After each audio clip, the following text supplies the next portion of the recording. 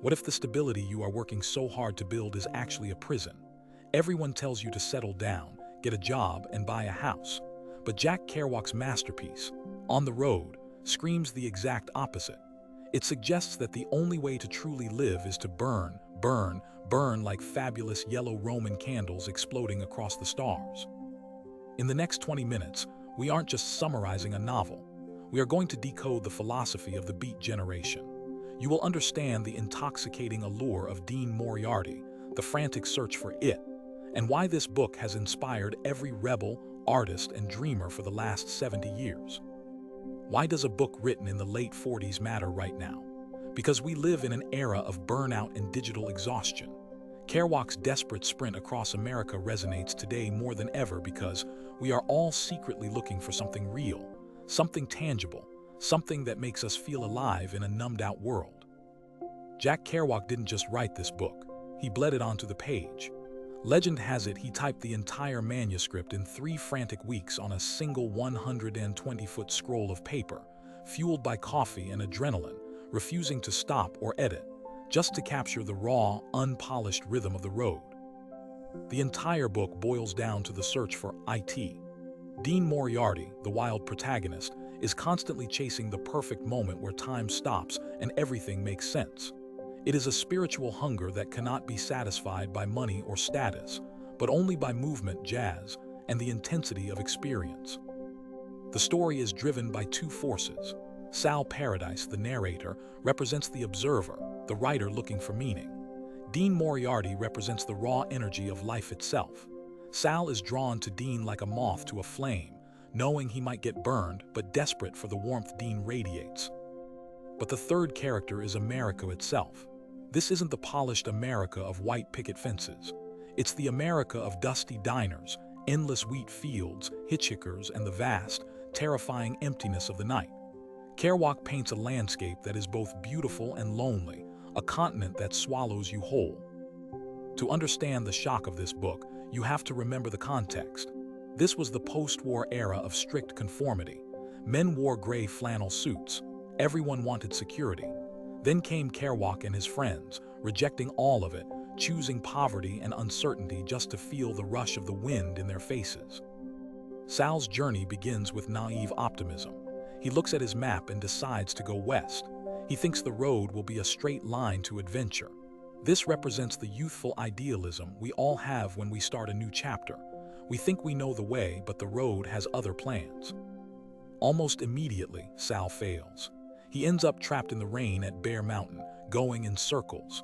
It's a crucial lesson. The map is not the territory. The romantic idea of travel clashes with the cold, wet reality. He has to learn that the journey doesn't care about your plans or your comfort. Then Dean Moriarty arrives in a whirlwind. Dean is a con man, a car thief, and a saint all wrapped in one. He speaks in a breathless rush, excited about everything. He teaches Sal that you don't wait for life to happen, you grab it by the throat. Dean is the engine of the entire narrative. The term beat has a double meaning. It means beaten down, poor, and exhausted. But Kerouac also meant beatific, holy. By having nothing, they felt they were closer to the spiritual truth of the world. They found holiness in the dirt, in the struggle, and in the faces of the outcasts they met. The writing style itself mimics jazz music. Kerouac called it bop prosody. Just like a saxophone player improvising a solo, the characters improvise their lives. They don't know where they will sleep or what they will eat, often surviving on apple pie and ice cream, trusting the rhythm of the road to provide.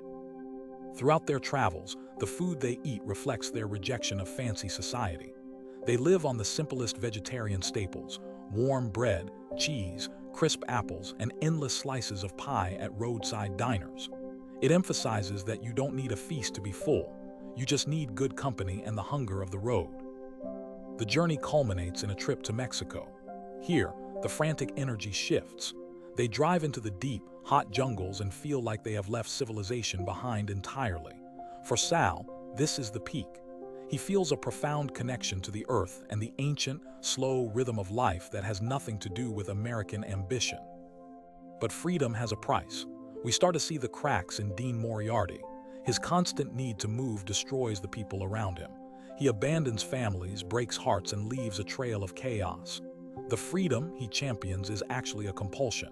He can't stop, even if he wanted to. It is important to acknowledge the shadow side of this book.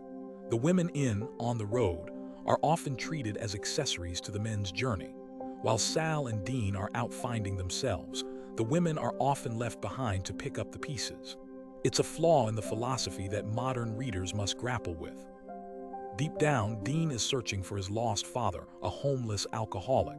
This humanizes his madness. He isn't just running for fun, he is running to find a connection he lost. Every hitchhiker he picks up, he checks their face, hoping to see his dad. It's a heartbreaking layer to his manic energy. In Mexico, Sal gets terribly sick with dysentery. In his fever, he realizes the ultimate betrayal. Dean leaves him.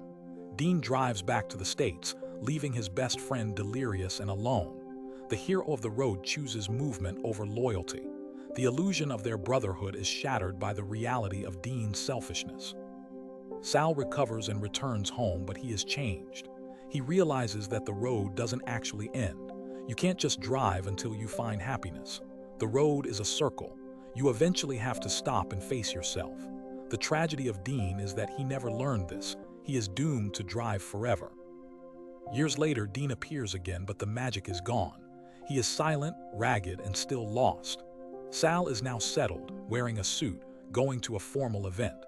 He has to leave Dean behind on a street corner. It is the most painful moment in the book, the realization that we must outgrow our heroes to survive. This brings us to the central paradox. Dean Moriarty is both the hero and the villain. He showed Sal how to live, but he also showed him how not to live. The book doesn't give us a clear answer. Is it better to burn out or to fade away? Kerouac leaves that question burning in our chest. Before reading this, you might see travel as just a vacation. After On the Road, you see movement as a spiritual necessity. You understand that the people society calls mad or crazy might be the ones who are truly awake, burning like stars in the night while the rest of us sleep. So what can you do today? You don't have to hitchhike to Mexico, but you can say yes to the unexpected. Drive down a road you've never taken, talk to a stranger, eat a piece of apple pie in a strange town, break the routine, find the IT in your own life before it's too late. The book ends with one of the most beautiful passages in literature. As the sun goes down over the vast American continent, Sal sits on a pier and thinks of Dean Moriarty. He thinks of the road stretching out ahead, and the stars, and the fact that nobody knows what's going to happen to anybody besides the forlorn rags of growing old. If you felt the call of the road while watching this, please hit the like button and subscribe to Book Summaries Repo. We explore the world's greatest ideas every week. Let us know in the comments, would you get in the car with Dean Moriarty? Thanks for watching.